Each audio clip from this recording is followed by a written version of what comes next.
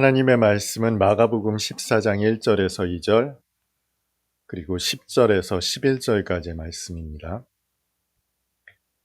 이틀이 지나면 유월절과 무교절이라 대제사장들과 서기관들이 예수를 흉계로 잡아 죽일 방도를 구하며 이르되 밀란이 날까 하노니 명절에는 하지 말자 하더라. 12 중에 하나인 가롯 유다가 예수를 넘겨주려고 대제사장들에게 가매 그들이 듣고 기뻐하여 돈을 주기로 약속하니 유다가 예수를 어떻게 넘겨줄까 하고 그 기회를 찾더라. 후회가 되는 순간들이 있습니다. 그 가운데 여러분 가장 후회가 되는 것, 무엇이 가장 후회가 되시나요? 그 좋았던 기회 잡지 못한 것을 후회하신 일 있으십니까? 간혹 그런 생각이 듭니다. 그 기회를 놓치지 않았더라면 오늘의 나는 전혀 다른 인생을 살아가고 있을까요? 오늘 본서에 그런 이야기가 나와 있습니다. 대제사장들과 서기관들이 예수를 잡아 죽일 방도를 꾀하고 있었어요. 그런데 명절에는 하지 말자. 괜히 소요 사태가 일어나서 로마 정권에 눈밖에 나게 된다면 그들의 폭정이 더 심해질 테니 명절에는 예수를 잡지 말자 하는 결정을 내렸습니다. 그런데 예수님의 12제자 중 하나인 가롯 유다가 내가 너희에게 우리 선생님 넘겨주겠다 제안을 합니다. 그랬더니 이 대제사장들과 서기관들 좋아라 합니다. 내가 너에게 돈을 주겠다. 이렇게 약조를 하고 나서 가롯 유다가 어떻게 하면 예수님을 넘겨줄 수 있을까? 그 기회를 찾았다. 오늘 본문 내용이 그런 내용이에요. 분명 명절에는 그렇게 하지 말자 결정까지 다 내려놓고서는 기회가 주어졌더니 그들의 결정을 번복하는 사건이 벌어지죠. 얼마나 좋은 기회입니까? 그렇게 눈에 가시였던 예수를 잡아 죽일 수 있으니. 그런데 그들은 몰랐을 거예요. 그들이 잡아 죽인 그 예수가 하나님의 아들이었을 것이라고는 상상도 못했을 겁니다. 분명 그들에게는 기회였는데 그들은 왜 이런 죄를 저지르고 말았을까요? 많은 사람들이 기회를 하나님의 뜻이라고 생각합니다. 여러분, 열심히 그렇게 기도했는데 그 기회가 주어졌다고 생각을 해보세요. 열심히 기도하며 일을 진행했더니 순탄하게 진행됐다고 한번 생각을 해보세요. 사람들에게 있어서 기회는 또 순탄한 여정은 하나님의 뜻으로 여겨집니다. 많은 사람들이 그렇게 하나님의 뜻을 분별하곤 합니다. 그런데 성경을 살펴보면 그 순탄한 길, 주어진 기회를 버리는 그런 선택을 한 사람들이 있습니다. 다윗이 그랬어요. 사울의 눈밖에 났던 다윗이 사울을 피해 도망을 칩니다. 엔게디 광야까지 도망을 쳤어요. 그 동굴에 숨어 있었는데 사울이 용변을 보려고 그 굴로 들어왔습니다. 절호의 기회입니다. 단칼에 죽이겠다는 부하들까지 만류하면서 그는 그저 사울의 옷을 베어내고 나서는 사울에게 말하죠. 이래도 내가 당신을 해치려 한단 말입니까?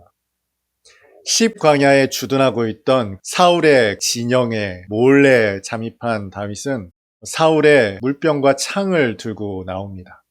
이번에도 역시 사울을 죽일 수 있는 기회였어요. 그런데 사울을 죽이지 않고 나왔습니다. 소나기까지 들어온 모든 기회를 그러나 다윗은 거절했어요. 사도 바울도 그런 경우가 있었습니다. 예루살렘에서 내려온 아가보라는 선지자가 있었거든요. 이 선지자가 사도 바울의 끈을 가져다가 자신의 수족을 묶더니 이렇게 말합니다. 이 끈의 주인을 이방인들이 사로잡을 것이다. 심지어 이 아가보라는 선지자는 성령의 말하게 하심을 따라 예언을 한 내용이었어요. 그런데 이 아가보의 예언에도 불구하고 사람들의 만류에도 불구하고 사도 바울은 그 여정을 포기하지 않았습니다. 여러분들, 나는 죽기까지 각오했습니다 하면서 예루살렘으로 올라가기를 포기하지 않았어요. 다윗에게도 기회가 있었고요. 사도 바울에게도 기회가 있었습니다. 만약에 기회가 하나님께서 우리에게 주신 하나님의 뜻이라면 다윗도 사도 바울도 하나님의 뜻을 거역한 꼴이 되어버리죠. 여러분 어떻습니까? 여러분에게 주어진 그 수많은 기회, 하나님의 뜻이 분명합니까? 사람들은 자신에게 기회가 주어졌을 때 이것을 하나님의 뜻으로 여깁니다. 이때 그들이 내세우는 명분이 있어요. 하나님의 일입니다라는 거예요. 이것은 하나님의 일이기 때문에 하나님의 뜻이 분명하다는 겁니다. 우리에게 주어진 기회와 하나님의 일이 결합되었을 때 온전히 분별하지 못하는 경우에 얼마나 황당한 일들을 경험하는지 여러분들은 아마 보신 일이 있을 겁니다. 제가 사는 이 안산 지역에는 교회가 많습니다. 얼마나 많은지 교회 옆에 교회가 있어요. 심지어는 교회 옆에 교회가 있고 그 건물 하나 건너서 또 교회가 있습니다. 한 건물에 교회가 2개가 있기도 합니다. 분명 그분들은 하나님의 일을 한다라는 명분이 있어요. 그런데 그런 결정을 내렸죠. 교회 세습에도 하나님의 일이라는 명분이 있습니다. 아버지가 일구어 놓은 교회 아들이 물려받겠다. 세상에도 그런 가업을 잇는 경우가 많잖아요. 게다가 하나님의 일입니다. 얼마나 명분이 번듯합니까? 직분을 대가로 헌금을 요구받기도 합니다.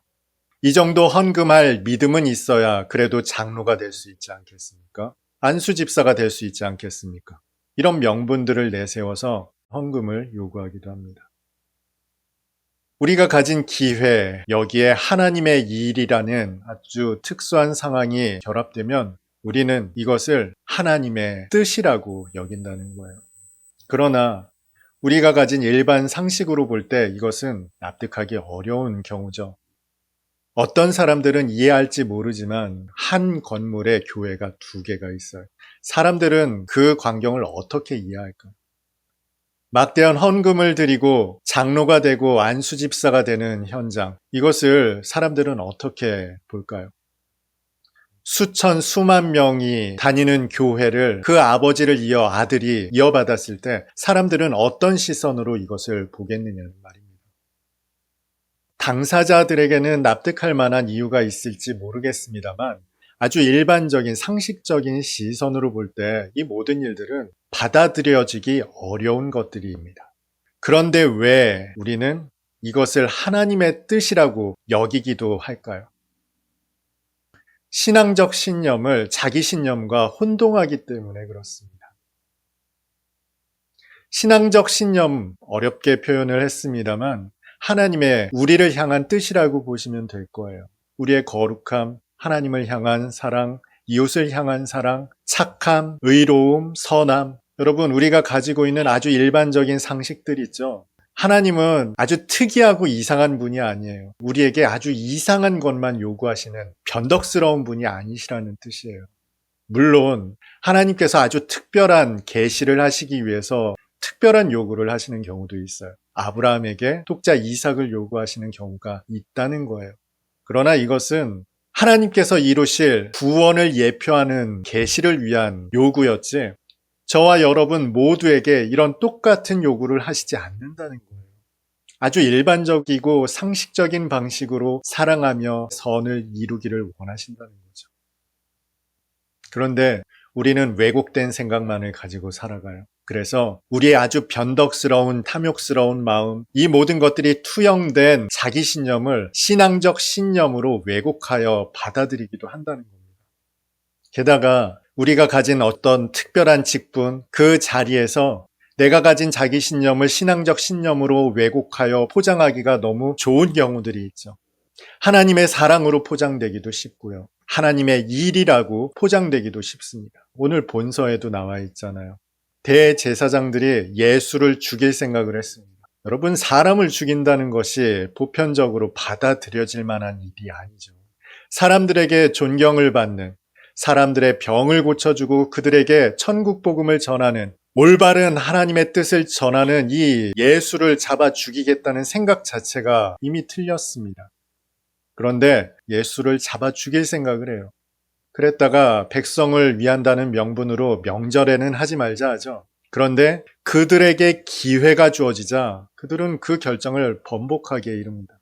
마치 그들에게 주어진 기회가 하나님의 뜻인 양 예수를 잡아 죽일 생각을 하죠. 심지어 백성들을 동요할 그런 방법까지도 세웠어요. 분명 여러분이 살아가다 보면 기회가 주어지는 일이 있어요. 그때 내가 가지고 있는 자기 신념에 휘둘리지 않을 수 있는 방법 없겠습니까? 나의 신념인지 아니면 신앙적 신념인지를 분별해낼 방법이 없겠느냐는 말입니다. 오늘 본문 11절을 살펴보면 그 힌트가 나타나 있어요. 11절을 함께 보겠습니다. 그들이 듣고 기뻐하여 돈을 주기로 약속하니 유다가 예수를 어떻게 넘겨줄까 하고 그 기회를 찾더라. 유다는 일이 성사되고 나니 어떻게 넘겨줄까 기회를 찾았습니다. 다시 말해 그에게 시간적 여유가 있었다는 거예요. 틈새가 있었다는 겁니다. 사실 가룟 유다가 예수님을 넘겨줄 마음을 품게 된 데에는 이유가 있었죠. 가룟 유다는 돈꾀를 맡고 있었습니다.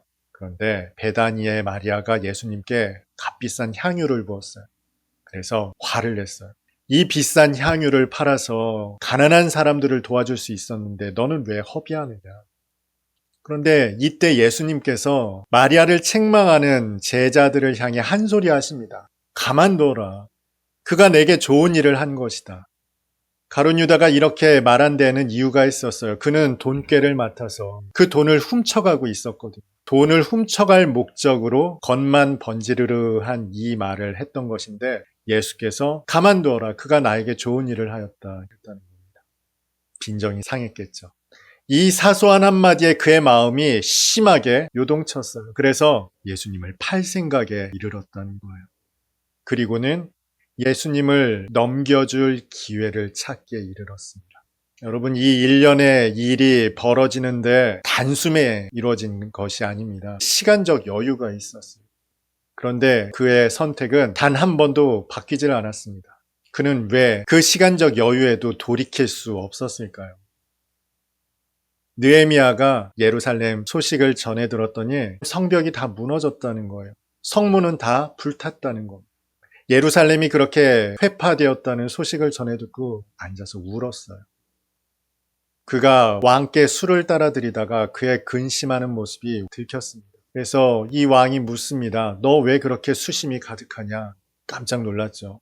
술 따라주는 관원이 근심하고 있었으니 얼마나 불충한 일이겠어요.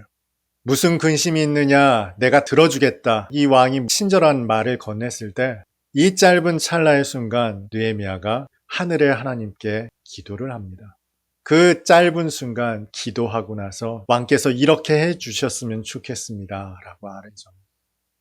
여러분, 우리에게 기회가 주어질 때 그 기회가 순식간에 달아나지 않습니다. 우리가 그렇게 기억할 뿐입니다. 그 기회가 주어지기까지 우리에게는 시간적 여유가 있습니다. 공부할 수 있는 기회가 있고요. 준비할 시간이 있다는 거예요. 그런데 그걸 우리는 망각하죠. 그리고 쫓기다가 이것이 하나님의 뜻인지 아닌지는 망각한 채 그저 자기 신념에 사로잡혀 하나님의 일이라는 명분을 내세워 덥석 잡습니다. 여기에서 중요한 것은 그것이 하나님의 뜻인지 아닌지를 분별할 만한 시간적 여유가 분명 우리에게 주어진다는 거예요. 그 여유가, 그 시간적 여유가 주어졌을 때 어떻게 하면 하나님의 뜻을 다윗처럼, 사도 바울처럼 분별할 수 있을까요? 이를 두고 사도 바울은 로마서 12장 1절에 우리에게 이렇게 권면합니다. 형제들아, 내가 하나님의 모든 자비하심으로 너희를 권하노니 너희 몸을 하나님이 기뻐하시는 거룩한 산 제물로 드리라. 이것은 너희가 드릴 영적 예배니라. 앞서 가룟 유다가 왜 끝내 돌이킬 수 없었습니까? 예수님과 트러블이 생겼기 때문에 그래요.